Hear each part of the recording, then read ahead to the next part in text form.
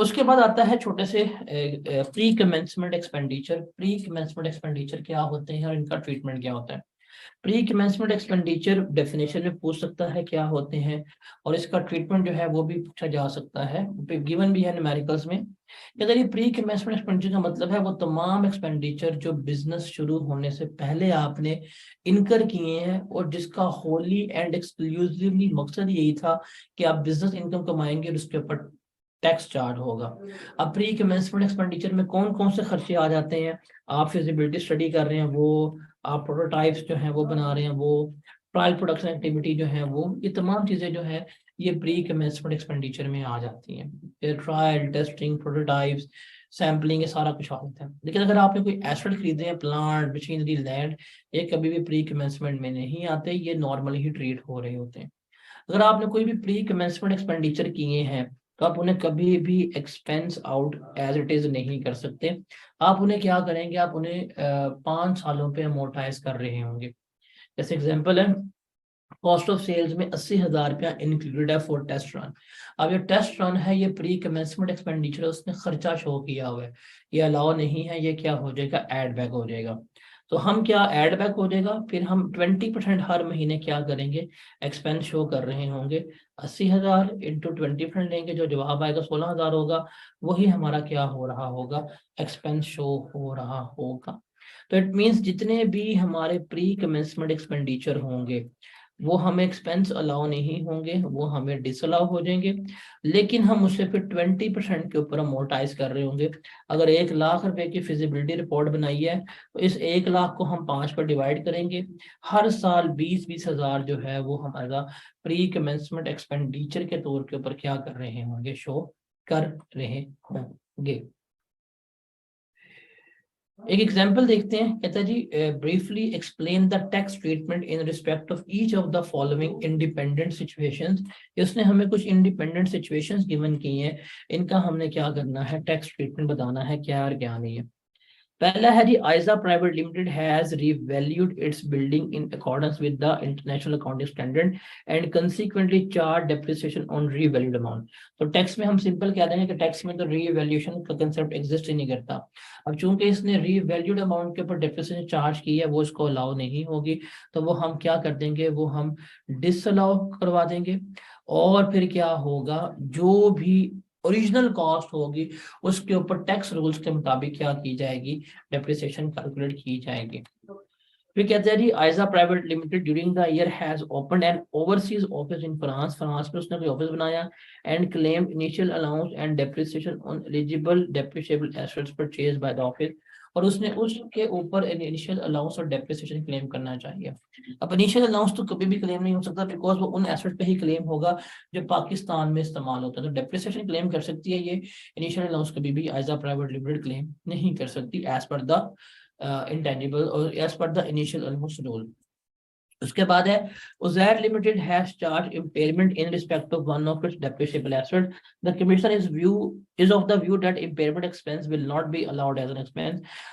उजैर भाई साहब ने इम्पेयरमेंट को एक्सपेंस लेस किया है, तो इम्पेयरमेंट तो कभी भी एक्सपेंस के तौर पे अलाउ नहीं होती, ये क्या हो जाएगी, एड बैक हो जाएगी, ये डिसअलाउड है।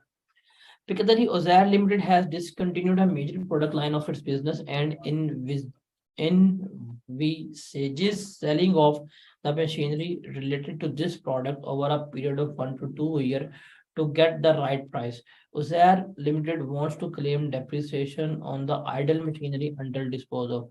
उसने अपना प्लांट बंद कर दिया, उसने कहा जी मैं 1-2 सालों में बेच दूंगा। वो चाहता है क्या मैं इसको डिप्रिसिएशन क्लेम करना चाहता हूँ, क्या मैं कर सकता हूँ।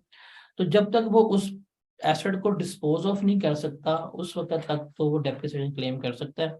जब एसेट डिस्पोज ऑफ हो जाएंगे तो फिर तो वो डेप्रिसिएशन क्लेम नहीं कर सकता। उसके बाद है miss Sana sells the number of personal vehicles in tax year and make a significant amount of profit in the process. She is of the view that set income is exempt from tax. उसे लग रहा है कि इस income के ऊपर tax नहीं है। रिमेंबर, अगर उसने पर्सनल व्हीकल्स बेची हैं नॉट एज अ बिजनेस, तो वाकई इस इनकम के ऊपर टैक्स नहीं है, क्योंकि ये वेल्थ है और वेल्थ के ऊपर टैक्स, क्योंकि ये वेल्थ है और वेल्थ के ऊपर टैक्स वगैरह नहीं होता। अगर ये उसने एज अ बिजनेस बेची होती तो उसके ऊपर टैक्स वगैरह लगना था। इधर ये XYZ limited has recorded a gain on revaluation of foreign currency balances at the year end. The gain comprises of both realized and unrealized profit. उसने फॉरेन करेंसी गेन जो है उसके ऊपर प्रॉफिट रिकॉर्ड किया है, तो स्पेकुलेशन की तरफ हम इसको ले जाएंगे। उसके बाद है ऑन 20 में 2020 MS Sana purchased a vehicle not plying for hire for rupees 4.2 million to be solely used for the purpose of her business. While preparing the tax return, she has claimed initial allowance and depreciation as per the prescribed rate. Simple कह देंगे not plying for hire vehicle है, इसके ऊपर initial allowance कभी भी allow नहीं होगा। 4.2 million की है, क्योंकि 7.2 मिलियन से कम है, यही इसकी कॉस्ट रिकॉर्ड हो जाएगी और इसके ऊपर हम इसको डेप्रिशिएट करते जाएंगे, लेकिन इनिशियल अलाउंस क्लेम नहीं हो सकता। उसके बाद mister Azhar purchase accounting software amounting to rupees 5 million.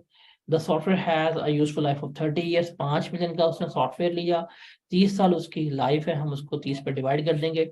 During the year लिया है तो हम क्या करेंगे, हम उसके डेप्रिसिएशन चार्ज कर लेंगे। अप्रैल में लिया तो अप्रैल मई जून अराउंड ये बनेंगे 30 31 30 92 दिन, 91 डेज बनेंगे। 365 से डिवाइड करेंगे तो इसकी अमोर्टाइजेशन आ रही है कि ये एक्सपेंस क्लेम कर सकता है फॉर द ईयर। उसके बाद entertainment expenses payable amounted to rupees 2,10,000 has been debited to profit and loss account of company. The company has not deducted any tax on the side expenses. Tax deduct नहीं किया, अगर इन expenses से ऊपर tax है था company को deduct करना चाहिए था, अगर कंपनी ने नहीं किया तो वो ये क्लेम नहीं कर सकती। अगर कंपनी ने टैक्स डिडक्ट कर लिया है तो कंपनी क्लेम कर सकती है। उसके बाद ABC limited has charge depreciation according to the rates admissible under the tax laws amounting to rupees 1.25 lakh on machinery taken on lease from a schedule bank in August 14। उसने 1.25 लाख रुपया डेप्रिसिएशन चार्ज की है lease machinery के ऊपर, ये कभी भी allow नहीं होती, ये इनएडमिसिबल है, ये क्या हो जाएगी, एड बैक हो जाएगी। Lease rental paid during the year amounted to rupees 2,20,000। Lease rental जो है ये अलाउ है, ये क्लेम हो सकते हैं। The lease machinery was transfer to own asset on maturity. जब टर्म मैच्योर होगी तो मशीनरी ओन एसेट में ट्रांसफर कर दी। मैच्योरिटी के ऊपर WDV 5 लाख थी, मार्केट वैल्यू 8 लाख थी, रेसिडुअल वैल्यू 50,000 थी। अभी मैंने बताया पिछली वीडियोस में देख सकते हैं कि जब फिर मैच्योर हो जाती है लीज तो हम हमेशा रेसिडुअल वैल्यू पे एक्वायर करते हैं। तो हम किस पे एक्वायर करेंगे, हम 50,000 पे एक्वायर करेंगे इस मशीनरी को, और फिर इसके ऊपर हम इसे क्या कर रहे होंगे, डेप्रिशिएट कर रहे होंगे। तो जब भी लीज एसेट एक्वायर किया जाएगा टर्म खत्म होने के बाद, तो वो हमेशा रेसिडुअल वैल्यू के ऊपर, स्क्रैप वैल्यू के ऊपर हम क्या कर रहे होंगे, एक्वायर कर रहे होंगे। So that was all about income from business.